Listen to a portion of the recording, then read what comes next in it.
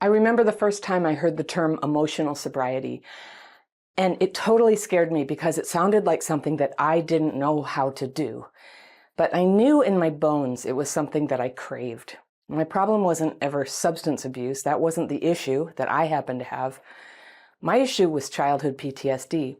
And that's what was turning my life upside down in a way where it was very much like being an alcoholic or a drug addict. I was exhausted all the time. I was late to things. I got angry easily. I was sad a lot. And this was back before there was a word for what happens to people who were traumatized as kids.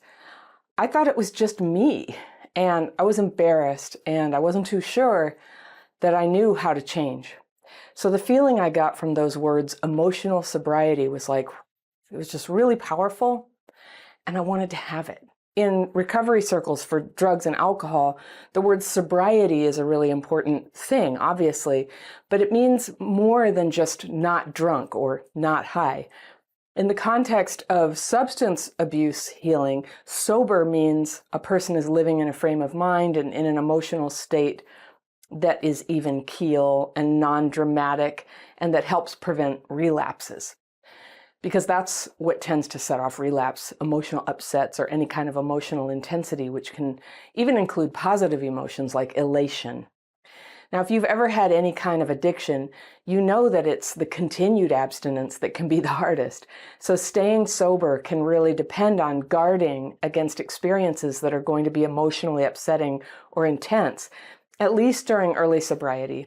And that probably means avoiding the slippery behaviors that can kind of open the door to intense emotional experiences like, getting into an argument or having a one-night stand or letting yourself get too lonely or getting into sneaky activities of some kind that make you feel like you have to lie about yourself, like, I don't know, stealing. So that feels pretty clear to me. Keep life gentle, not too crazy when intense emotions could drive you to take a drink or pick up a drug. But what about for people who are healing from trauma that they experienced when they were kids? What constitutes a relapse for us? I would say it's when we slip into emotional or neurological dysregulation. And that's the brain state that sometimes gets triggered in those of us with CPTSD. It can be a big avalanche of negative emotions or a discombobulated, spaced out feeling, or even a state of hyper-excitement about money or romance.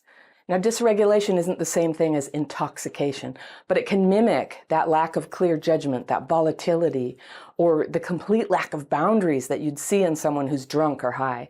And if you're wondering if you get dysregulated, by the way, you might want to take the quiz that I developed that lists common symptoms. And that quiz is on the free tools page of my website. There's other stuff there.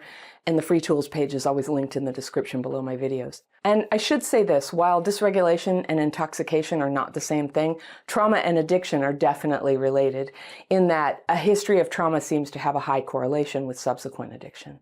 Some people like Gabor Mate, for example, believe that all addiction has a basis in trauma. Not everyone agrees with that, but even if all addiction arises out of trauma, even if that's true, one distinction between addiction and trauma is that with addiction, the substances themselves are the active agent. You take them, you get drunk or high. With trauma, there's nothing quite parallel to that. The active agent is seldom something that you consume. It's an experience or a behavior that functions as a trigger. And one example would be someone yelling at you. Your emotions would just, skyrocket like anyone, but because of the history of trauma, there can be an oversized intensity to it, a physiological reaction that you can't directly control or avoid. So without any conscious decision or behavior from you, without a conscious action, you can slide into dysregulation relapse. And I'm guessing that feeling is instinctively familiar to you. So how could a person with CPTSD strengthen themselves against that kind of relapse and cultivate emotional sobriety? The first thing is to be guarded around negative thinking and emotions that could be a slippery slope into oversized negative feelings. And it's possible to notice you're feeling sad or angry, but not to just dive into those feelings. A lot of treatments that are meant to help people recovering from trauma encourage the exploration of negative emotions. Oh, that's terrible. How do you feel about that? Sometimes that's a part of healing. But when it comes to healing painful memories, there's such a thing as healthy compartmentalization.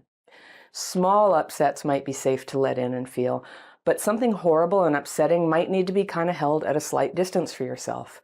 It's possible to look at a tough situation and not open your heart to it 100%. And of course, when someone always shuts down around painful feelings, that's not healthy, that's denial. But having a little bit of control over when to embrace the feelings and when to be a little more circumspect is a good thing. That's part of emotional sobriety.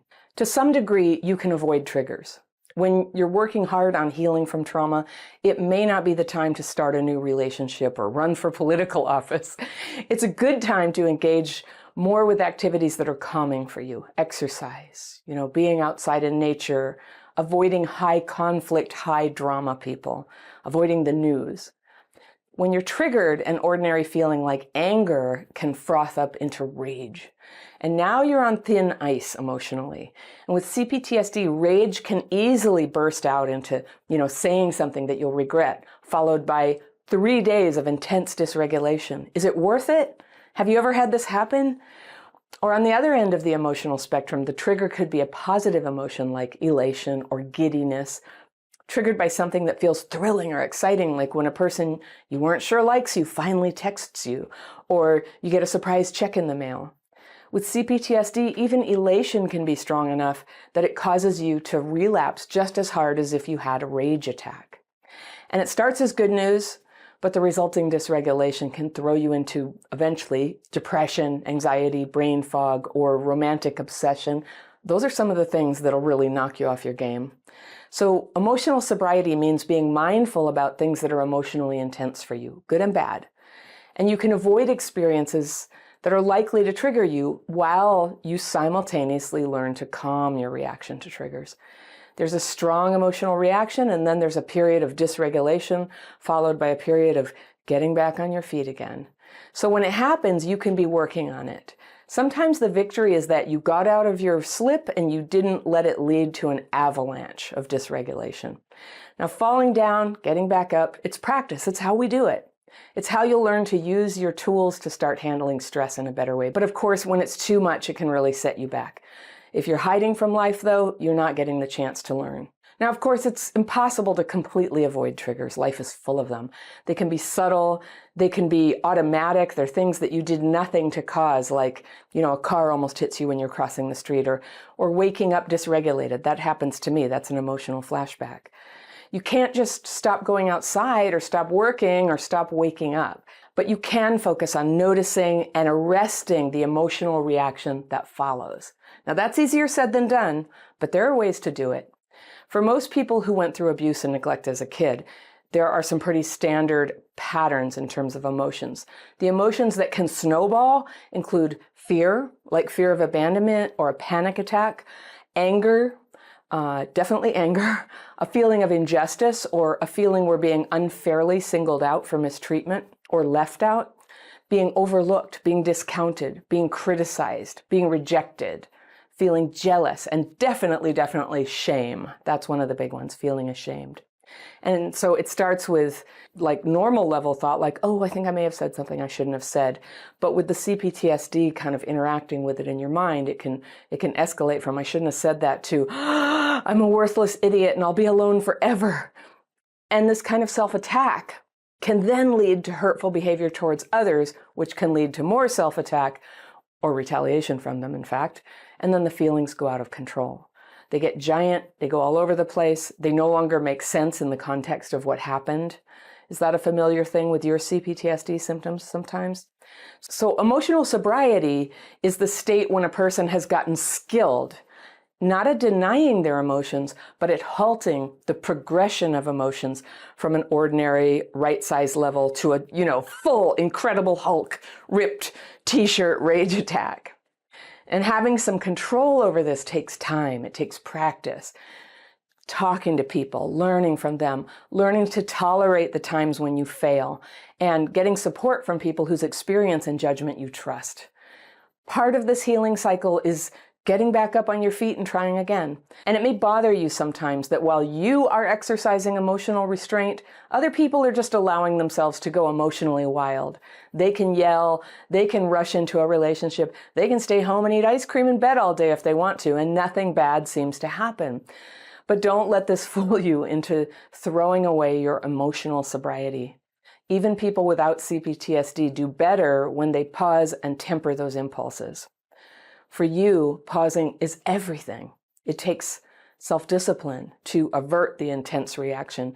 But the more days you live through where you haven't freaked out on someone or made an impulsive decision, the more you have an inner equilibrium that makes it easier and easier to pause between trigger and reaction. Now, just like with alcohol or drugs, it's easy to get cocky and think, I haven't jumped into an instant or ill-advised relationship in 2 years. I think I can handle jumping into this relationship that's right in front of me today. But we all know what happens. The same old thing, only sometimes even worse than before. Now, in Alcoholics Anonymous, they say that alcoholism is progressive and fatal. And that means a person might not drink for many years, but if they relapse and return to drinking, it will be as if it has progressed a great deal during the years they weren't drinking. It's more severe than it used to be. And it's my experience that emotional sobriety is vulnerable in the same way. You haven't raged at another driver in a long time, and then your defenses get weak one day and you end up, chasing somebody down the road because they cut you off. You're leaning on your horn. Then you feel ashamed and the dysregulation comes back. But now you're capable of something better, so the shame feels even worse. And maybe that's a good thing, but the pain is there worse than you used to feel it. That's sometimes how we learn. And when you notice you're in the danger zone with the gateway emotions, if you will, you can take immediate steps to back out of them before it gets worse. Don't make hasty decisions. Don't make big pronouncements until you've had a chance to run it by a trusted friend. Use measures like my daily practice, which is the set of techniques I use every day to release emotional residue and get calmer and clearer. You can exercise, take a shower, dance. You can bite a lemon. Anything that helps give you a little nudge, a little push on your nervous system with a sensation or a movement or a reminder that you're working to heal those old reactions. They help. Other people might tell you, oh no, you're doing it wrong, that you need to feel your anger, or you need to grieve, or you need to go deeper into your emotions. And ask yourself, does the person saying this know about the role of dysregulation in complex trauma? Have they experienced it? Do they know what it's like to turn into the Incredible Hulk when emotions come up? They know what works for them. You're learning what works for you. And the triggers in life, they never stop. But here's how you'll know that you're growing more and more emotionally sober. One is you'll keep a fairly positive attitude even when life's problems come up. You will use words and honesty to express your feelings rather than manipulate people or fear how they'll react if you tell the truth. You will be comfortable when you're alone and comfortable when you're with other people. You'll be able to say no to those people gracefully when you need to. You won't feel the need to people please. You'll be willing to help other people when they ask, and when it's reasonable to do so. Yes, you can say yes, but you're not going to feel like you have to fix them or save them. You'll have the power to go slow in dating relationships so you have time to get to know the other person and assess if they're a good potential partner for you. And when you see red flags, you'll step away. When you're sad, you'll cry, but you won't get sucked into an emotional black hole. When you're angry, you'll be able to stand up for yourself or work things out if you want to. And when the other person isn't willing to work things out, you'll be able to accept that without losing your calm.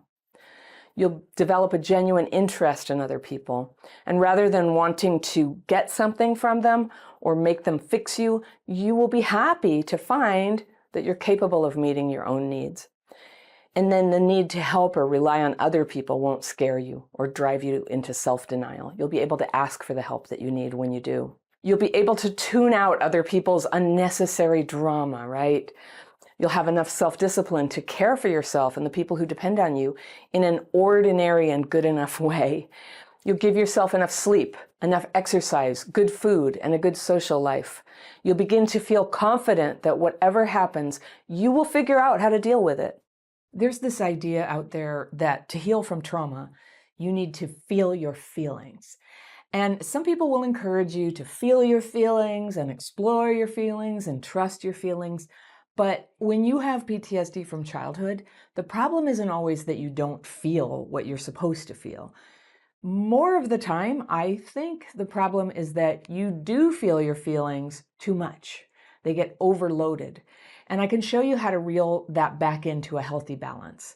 It's called emotional dysregulation, and in my opinion, it can do even more damage than being out of touch with your feelings. Your life can get dominated by your emotions. Are you familiar with that feeling? Your relationships get dominated by your emotions. Your career gets dominated by your emotions.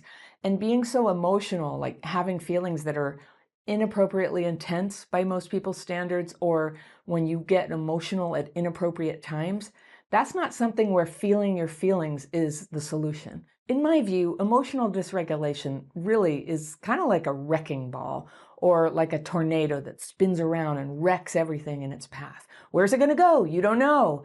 It just sort of comes up out of nowhere and boom, starts destroying things. Sometimes emotional dysregulation goes in the opposite direction, and it just sort of like it's like a light bulb, where all of a sudden it glows really brightly and then goes out. It's dark. There's nothing. You're not feeling anything. Blazing light, nothing.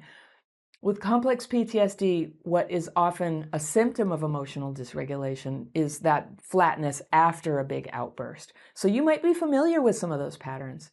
Feelings go out of control. They're coming out in bursts. They're out of proportion to what's going on, or at an inappropriate time, like crying at work or having an angry outburst at your internet provider when you're on a customer service call.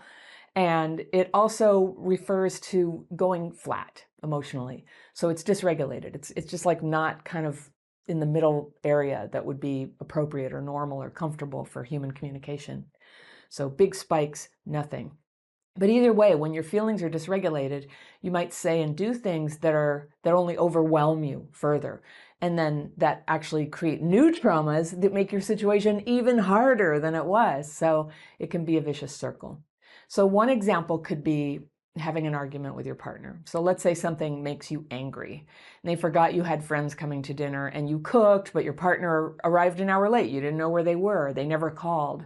And the guests arrived and you didn't have an answer for them. And you called your partner 3 or 4 times and you texted and you called and you were getting more and more frantic. You're in the other room to try to hide how angry you are. And the friends are there.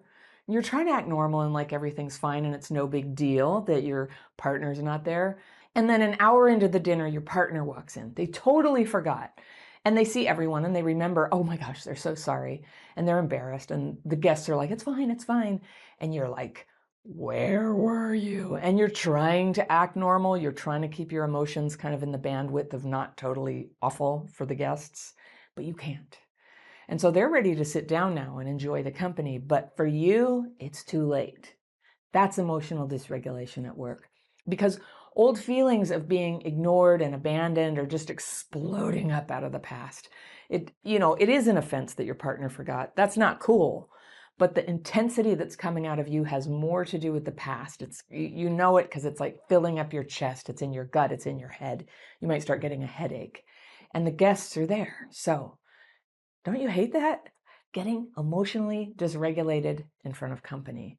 It was definitely a faux pas that your partner forgot, but everyone was actually okay with that. They could forgive it. It's your reaction to the situation that's now ruining the evening. Has this happened to you? In the moment, it feels like these huge emotions are the only feelings a person could have. And now later, you're going to have the insight that your reaction was actually too much, that you became the problem person of the evening. So maybe your guests left early because it got so uncomfortable. But when it's happening, it just feels real. It feels necessary to be that angry, right? It's moments like this when maybe you've said things you didn't mean because now you're not just dealing with disappointment and hurt, but you're believing that nothing's any good because you know what's driving you at that point? Shame. Just the old shame of like that old well of anger and emotion came up and kind of blasted out. There's like this point where, it's feeling really real and you get so mad and then it blasts out of you. And that often sort of triggers you to start recovering and coming back to reality from like, wait, it's not really that bad. So then the shame comes in and you feel worse. Then you might feel a need to check out. You go flat. You can't apologize, everything.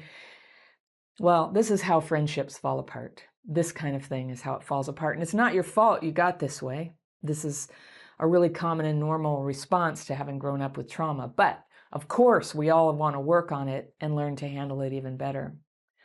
Even if your partner is used to this kind of behavior and they stick around, this kind of conflict that doesn't feel realistic, that feels overblown, it'll gradually drain away love and trust and close off connection that otherwise would be getting deeper and getting sweeter over time. So that's another way relationships get destroyed. So this is what I mean when I sort of give the side eye to the idea that what we all need is just to feel our feelings, or you just need to grieve, or you just need to get in touch with your anger. Like, that's not always the best advice for everybody. It's not always what's needed. For some people with CPTSD, what's needed is to self-regulate and get more control over emotions, and to have some tools in your tool belt to know how to do that on the spot, even before you really know what's going on with you, even before you've been able to process or talk through what happened. Just when you realize, like, uh-oh, I'm going over the top, how do you pull yourself back? Because that's how you can make a positive change for the better. Once you can manage that, you start having a huge amount of space where you can talk things out. You can ask questions. You can express yourself and say, you were late for dinner. We had company. I was so embarrassed. You can say that, but you can say that in proportion to, what the problem really is. All right. So I'll show you how to do that.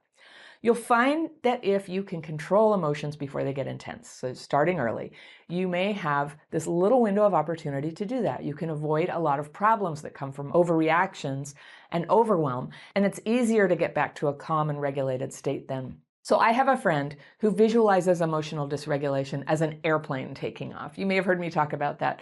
And regulating her emotions is what she calls keeping the airplane on the ground. And I love that. That is what it feels like, because, yeah. And so you can think of that too. How are you going to keep your airplane on the ground? Once it takes off, it's just a great big deal. So how are you going to do that? You can do it. You can stay regulated even when you're upset if you understand what's happening and you practice, practice, practice. So when you go into a strong emotional reaction, one is notice it's happening. Are you flooding with emotion? Are you feeling adrenaline? Are you panicking? Are you starting to cry? So say to yourself, I'm having an emotional reaction. Because it's just true. You can just say that to yourself. Just ground yourself in reality with that. I'm having an emotional reaction.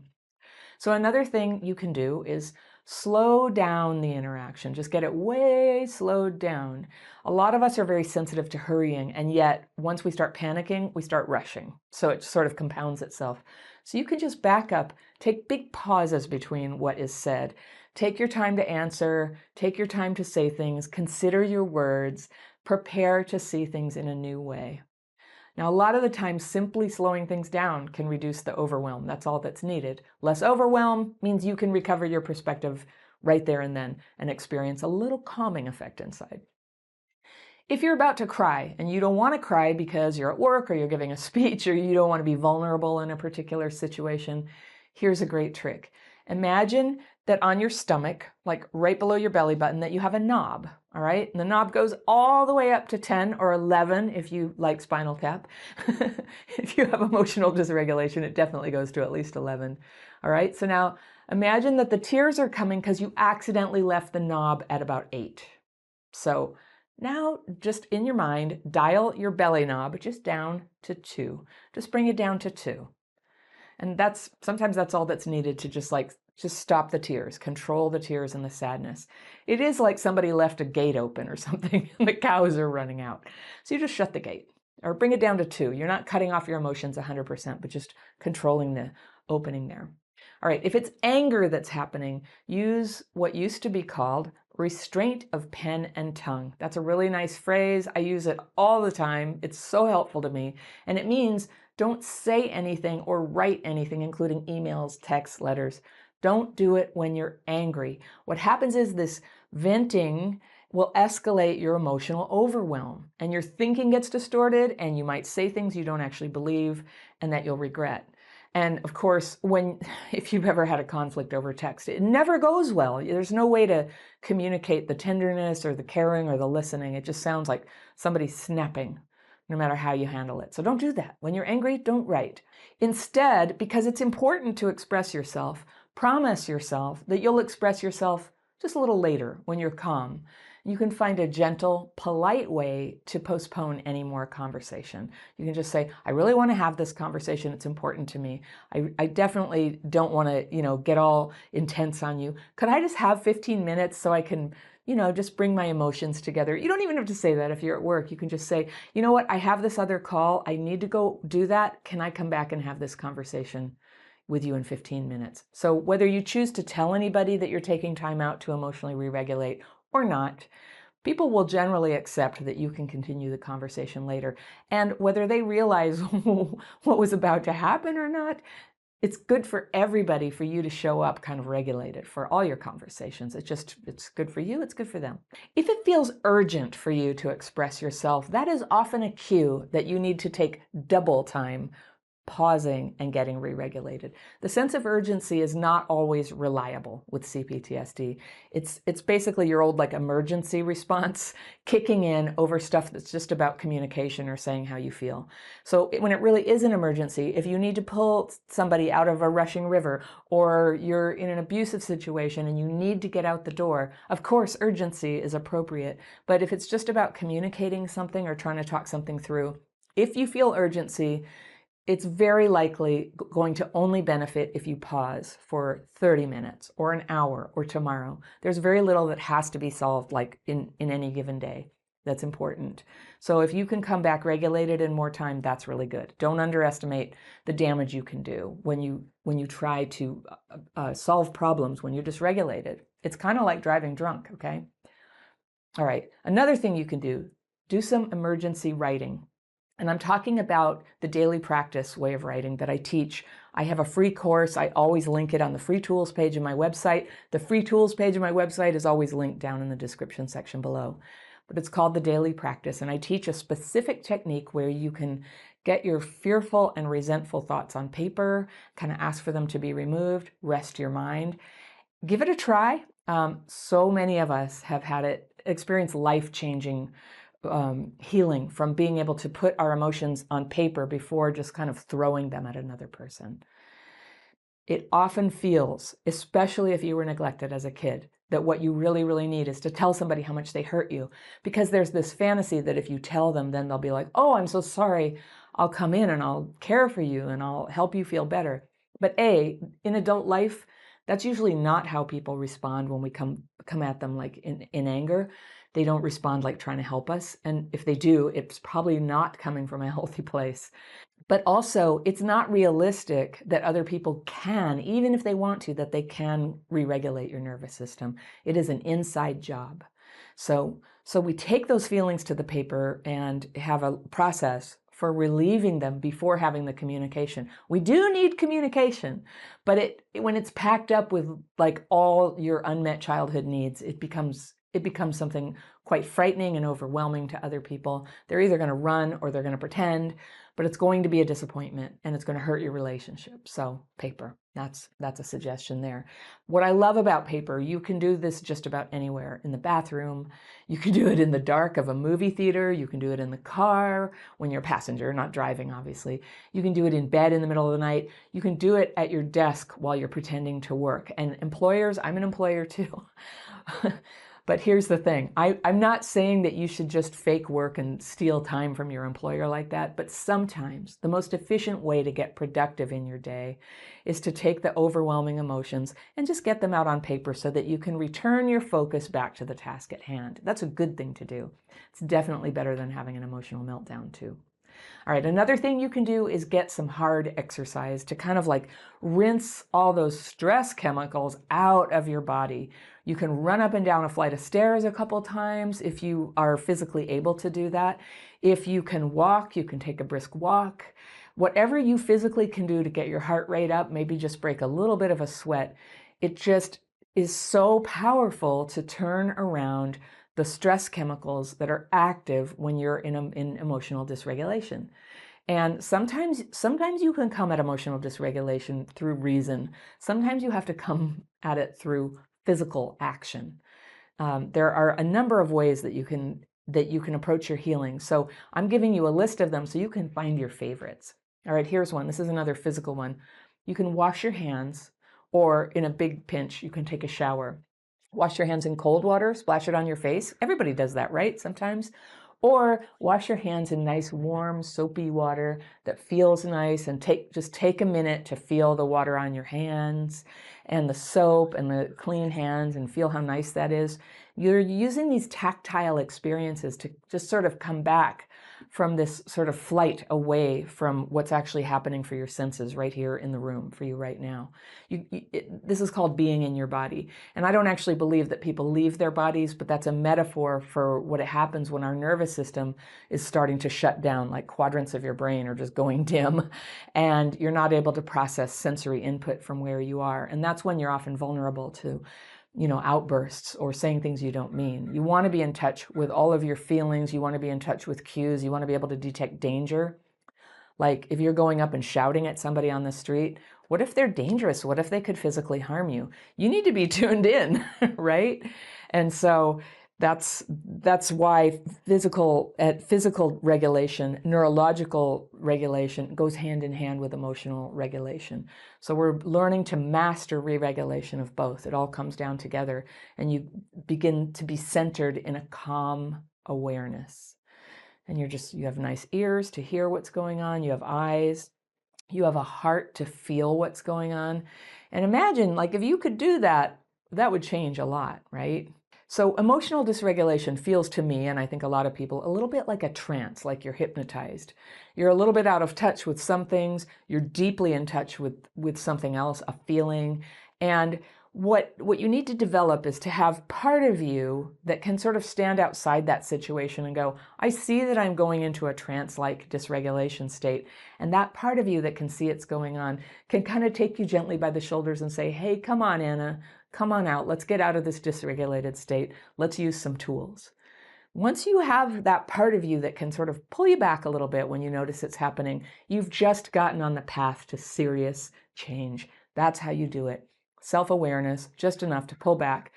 Before you know what to do, before you've solved all your problems, you're just like, okay, this thing is happening. I know it doesn't go well when I, say things and try to solve problems like this. Let me take a beat. All right. If you like, you can talk with somebody who is trustworthy, they understand you, and who's not in that moment in a conflict with you. Very important. Someone else.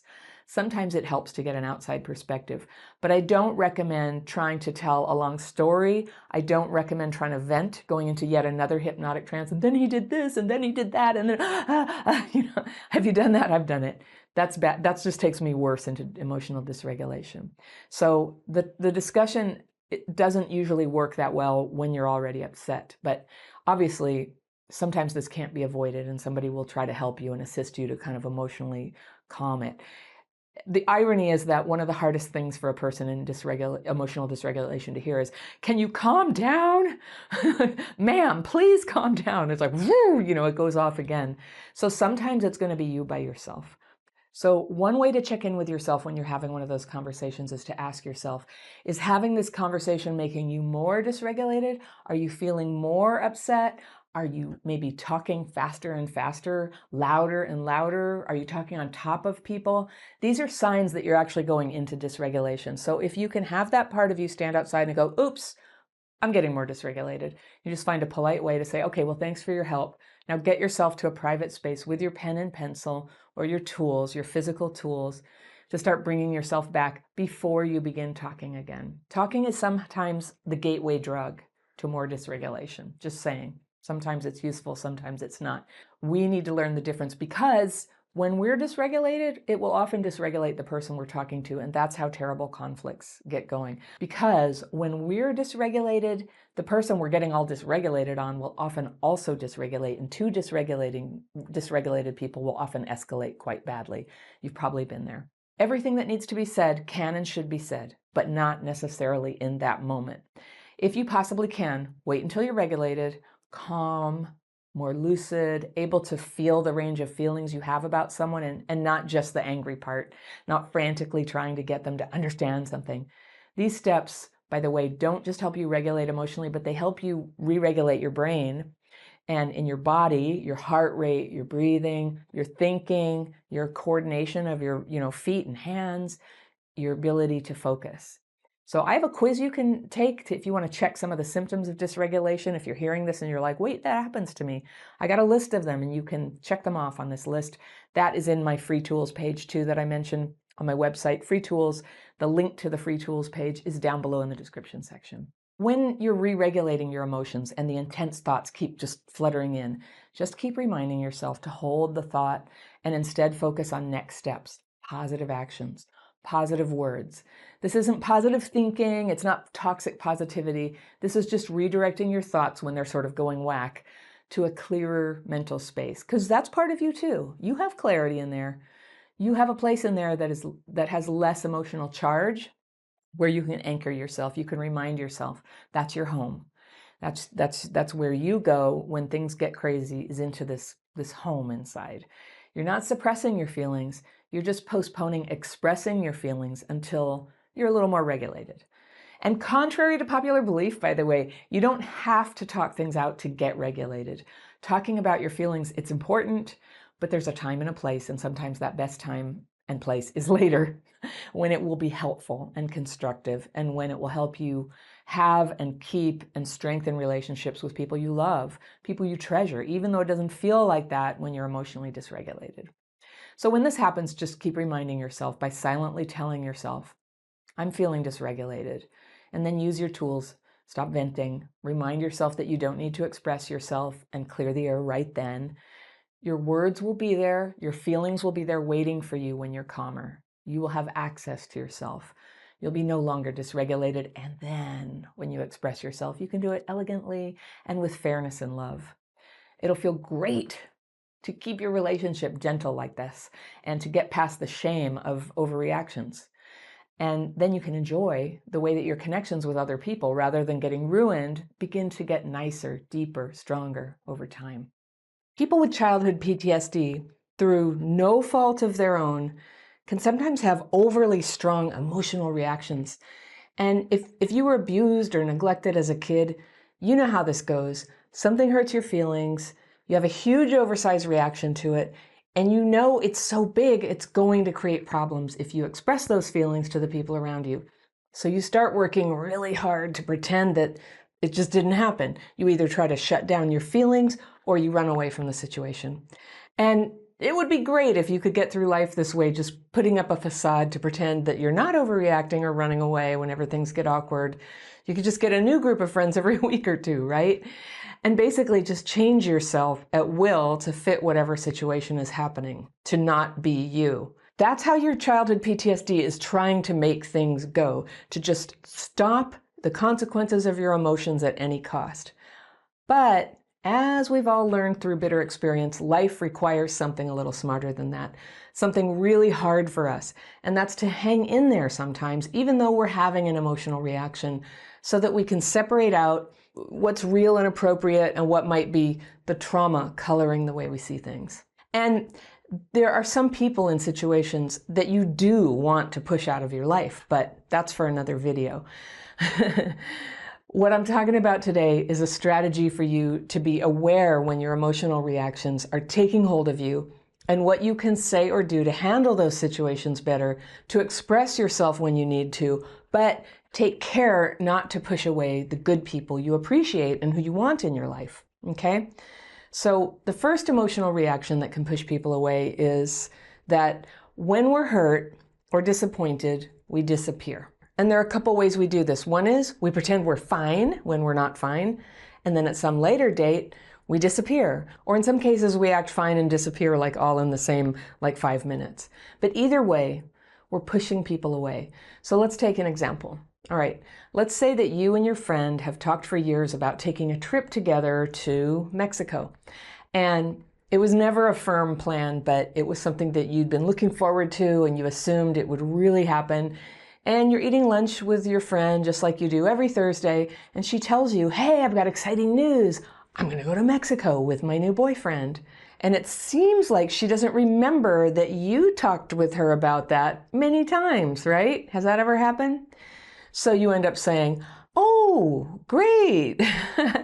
And you have a choice in that moment to tell her how you actually feel, Or because if you have childhood PTSD and you've had some painful experiences telling people when your feelings are hurt, then out of shame and fear, you might just go silent. You might hide. But either way, again, you're going to push them away. And so you feel like that's happening, right? You fear it and you try to prevent it. And so that's what disappearing is. It's an attempt not to damage the relationship, but unfortunately, it's also going to push people away. But here's what disappearing looks like. You're boiling inside. You can't believe she would do this to you and pretend that she had no memory, that you two had this loose plan, that you were going to go to Mexico, and you're fighting tears and your heart is pounding and these emotions are coming up. And somewhere inside, you know the plan, it wasn't firm and she's probably innocent, but there's this other part of you that's about to slide from sad and feeling kind of sucker punched by this news to angry and mean. Fight response, right?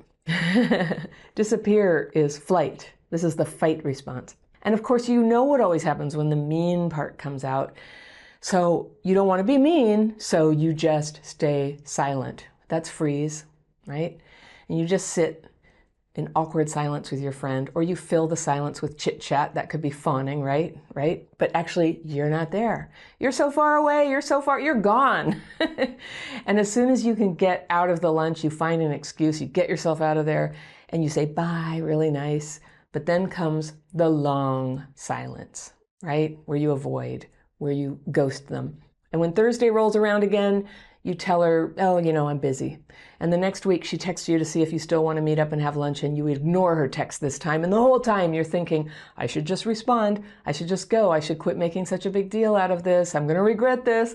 I got to tell her how I feel. But the later it gets that you haven't answered that text, the weirder you feel that it's going to be when you actually do respond or get together. And that's where the temptation comes to just really flee, to really blow the whole thing off. And now you've really pushed her away. And it might be recoverable, but your friend feels hurt now. So even worse, if she calls you the next day to find out what happened, you don't want to take her call. You don't want to hear how she's hurt. You don't know what to say. Or it's worse than that. You do pick up the phone, and this time you do the second CPTSD emotional reaction that pushes people away, and you release a whole boatload of anger on her. Bite. You start out with I statements and feeling words. You go, well, I just feel like we talked about this, right? But then the conversation just rolls over a couple of logs there, and next thing you know, you're blowing up. You're going into accusations and yelling and talking on top of each other. You were hurt, she was hurt, and then you tried to disappear your feelings so hard that what happened is it came out of you like lava, all right? And you say hurtful things, unfair things. Things you know are only going to damage the relationship, but it just seems in those moments, there's only going to be relief if you can get them said, if you can convince her how hurtful she was. And, she might have been realizing she was inconsiderate by forgetting your plans, but now she just wants to get away, and that wasn't the outcome you wanted. Okay, so let's unpack what just happened here. You were hurt. You tried to disappear instead of talking to her, and then you tried to use anger to get her to recognize your feelings. But all you've got now is someone who wants to put up a wall against you. And she definitely doesn't want to take that trip with you now, right? But if you have a pretty good friendship, then one of you, sooner or later, is going to try to talk things through. And it might even be you who starts it, which I would give you a gold star for. If you're still in the emotional reaction of it, then when you get together for lunch again, even if you start out with kind words and taking responsibility, you're going to end up doing the third thing that pushes friends away. And that's when your expectations of other people to care about your feelings becomes child-sized. And when I say child-sized, I don't mean like this, I mean like this, which is to say enormous. We have these child expectations. And again, this is not your fault. If you were emotionally neglected by your parents when you were little, it is so normal to have these huge outsized expectations from friends and partners later on. There's just this big neglected, empty space inside. And so when something hurts you there, when people make you feel overlooked or excluded, what they get from you is hit with expectations that you rightfully had as a child, but that are totally inappropriate now that you're an adult, and you're laying it on them. And that doesn't feel good for them. Now, as a child, you needed to feel important and treasured and central to your parents' lives, but with adult friends, there's a time to step aside for them, to have other relationships, to go to Mexico with who they want to go with, and it isn't always going to be with you. Now, when you were a kid, if you had to suppress those feelings of abandonment and just soldier on, it has a way of making you kind of squirrely around plans and inclusion, you know? So your friend taking the trip you wanted to take with her, with someone else, which is okay. It's not like you had dates set. It's not like you had tickets. That would be another story. It triggers a lifetime of pain in you, though. It all comes roaring back in your nervous system. You might not even be conscious. You're just feeling awful. You're sad. You were supposed to be cared for. It's so understandable why feeling left out now is intense.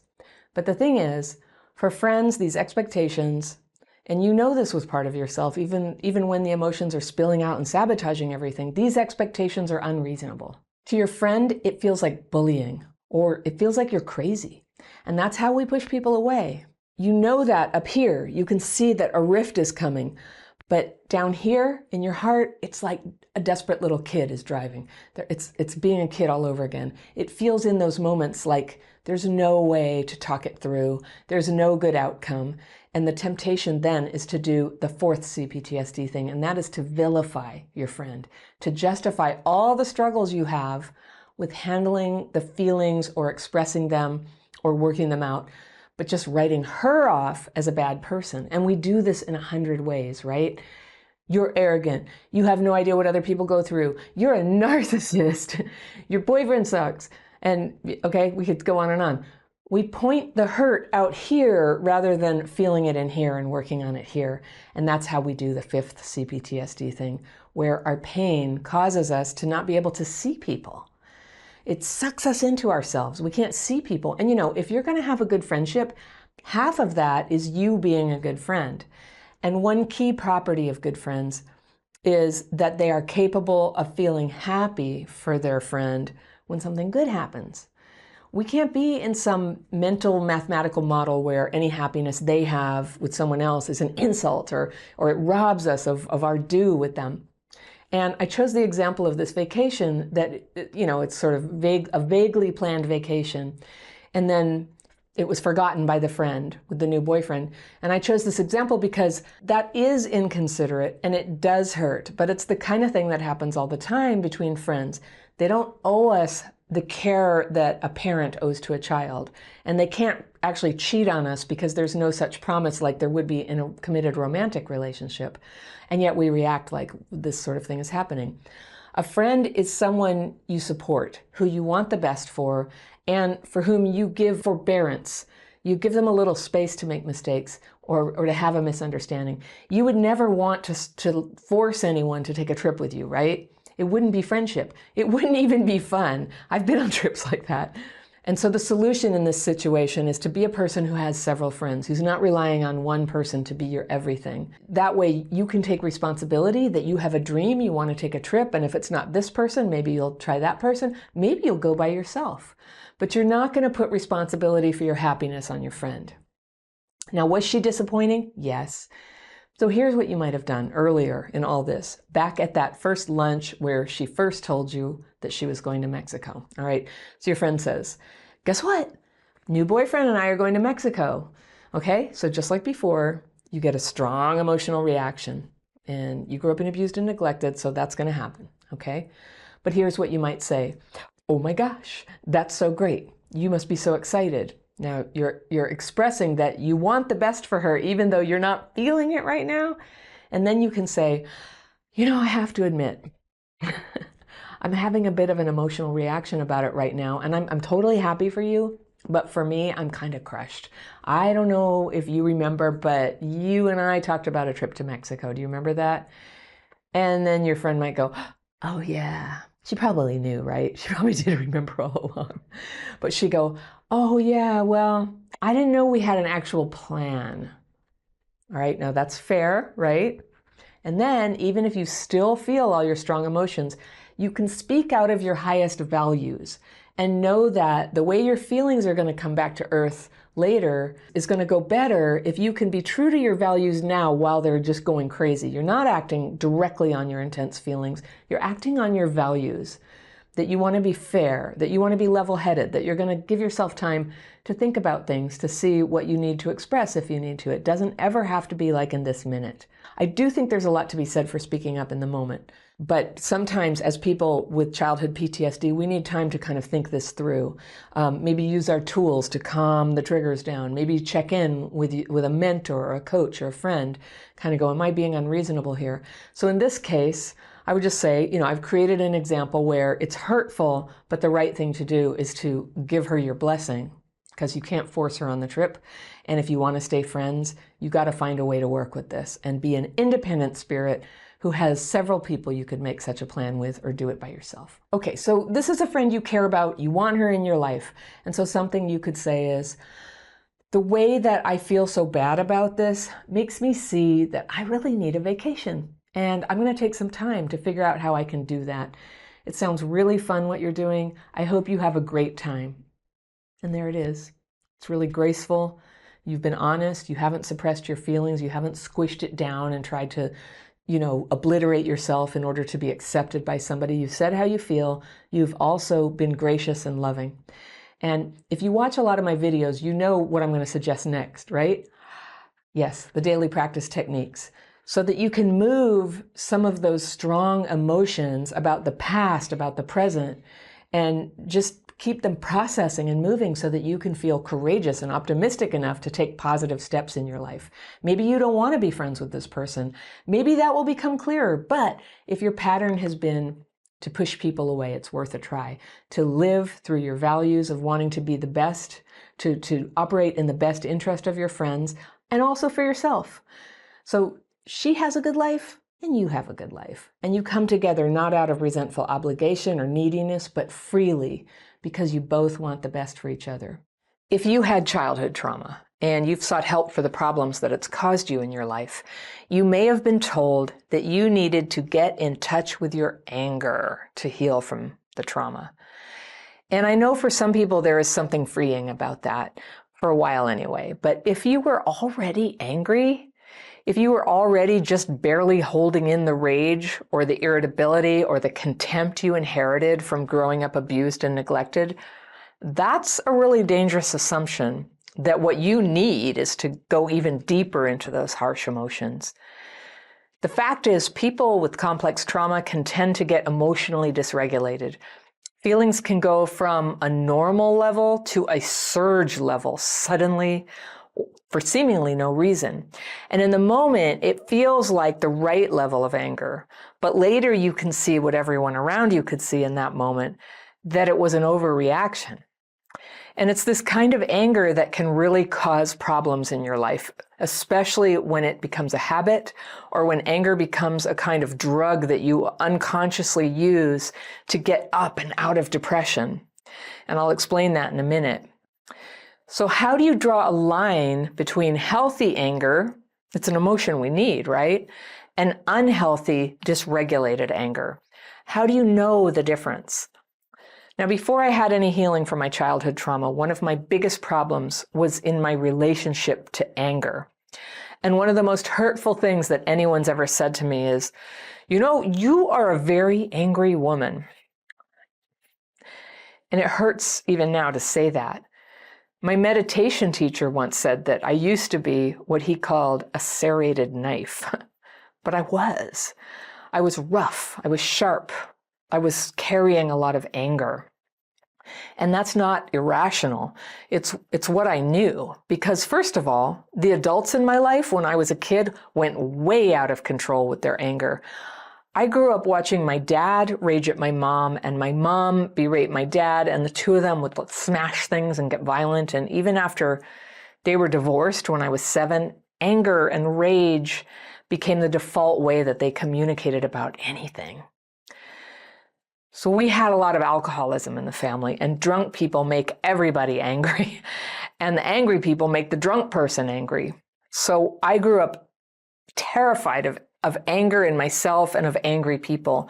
And I know a lot of you know exactly what I'm talking about.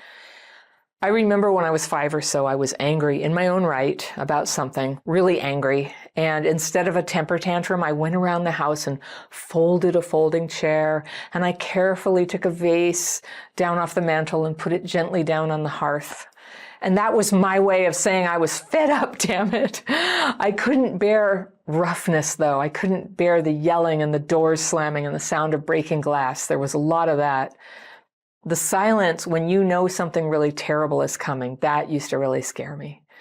I hated violence. I still do. I hated the sounds and the smells of drunken people. And there was no way around it. It just put me on high alert and this weird kind of tension inside.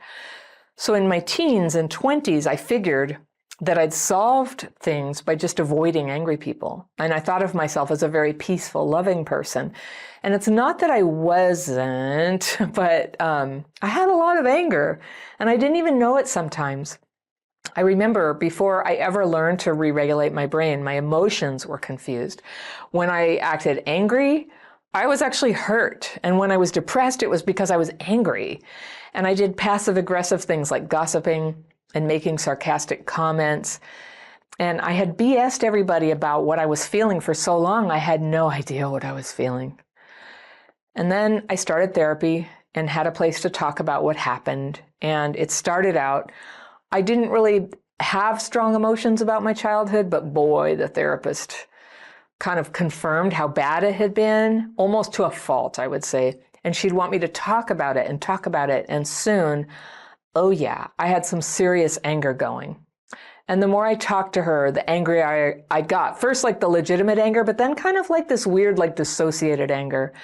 And I read some books and I talked to other angry people, and soon, like everywhere I went, with everyone I hung out with, I was coming off angry. I was the angry woman.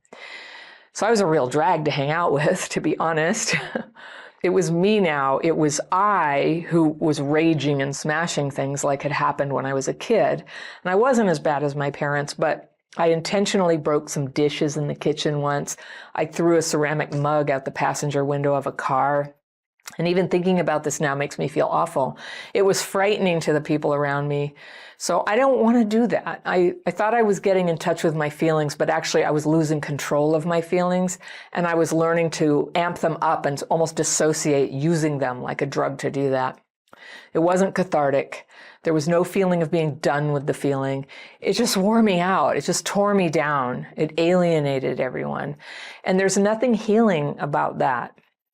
So luckily, I stumbled on a new way to heal, and I quit that anger-based therapy and started using techniques that helped me very quickly get those harsh emotions quietly out, expressed. And this gave me comfort instead. It gave me a clear mind to get the focus off all the bad things from the past and onto my present day surroundings and how I was handling things. And from there, it was a lot easier to start solving problems and building a happy life. Now, maybe you're also in the process of finding the techniques that work for you, or understanding what part of your behavior is just trauma-driven and what is part of you. So if you want to learn more about common symptoms of childhood PTSD, I created a self-evaluation that you can take, and you can see what's happening for you. And there's a link to that. It's a quiz. I have a series of quizzes actually for different parts of your life and how CPTSD might have affected you. And I have that along with my daily practice calming techniques. And it's all on this page called the free tools page of my website, crappychildhoodfairy.com, free tools page. That page is linked down in the description section below. I just try to get it like into your hands very easily all the time. I'd like you to have that. Really, it's free. So these days, having stuck with my techniques for years and years and continuing to work on myself, I've made so much progress. And I wish I could say that kind of PTSD anger never comes back, but it does sometimes. And the progress is that I notice it right away and I can change course on it quickly. Some anger is normal and natural. It's a useful emotion. It's an honest response to unfairness and hurt. It tells you when action is required. With healthy anger, it flashes through you like burning paper. And sometimes it lasts longer, but at a certain point, when it's not helping you take action or solve problems, anger that lingers turns into unhealthy anger. And that is something many of us were encouraged to have, or in fact became addicted to having. anger as a solution for pain. That's kind of the idea out there. And I wanted to tell you why it feels like that's true, that it's a solution, but it doesn't work. So you can think about your feelings on a vertical scale, all right? And way down here is death, or you're catatonic or something. And then right up here, well, right here, you're depressed. And then obviously there are degrees of depression, and it's a terrible place to get stuck. And if something you do or some therapy you try helps you go from depression to anger, which is pretty common in the psychology world, this might be helpful because it's up. You're going from depression up to anger. And it's pretty easy to help someone get angry. It feels good at first, doesn't it? Because it gets you out of bed and up off the floor. When you're hovering at the bottom of the emotional scale down here, anger and rage are a step in the right direction. And you think, wow, this is a breakthrough. I'm feeling my anger. And there's this energy to it. But it's a mistake to think that anger is the solution. This idea that feeling your feelings is inherently constructive is just not true. There's a time when we need to get in touch with our feelings, and a time to be angry, and a time to move through that.